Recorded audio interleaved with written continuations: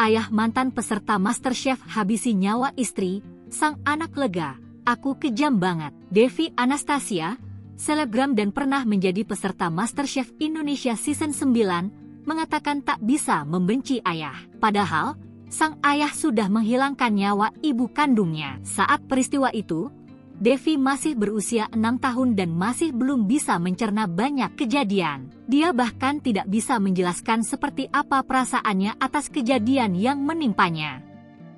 "Perasaannya kompleks, campur aduk banget," kata Devi, mengutip Kompas.com. Perasaan kompleks yang dimaksud Devi adalah saat dia justru merasa lega ketika mendengar kabar bahwa ayahnya adalah pelaku pembunuh ibunya. Rasa lega itu muncul karena sebagai seorang anak, ada rasa khawatir tak melihat sosok ayahnya. Devi saat itu berpikir ayahnya juga meninggal dunia.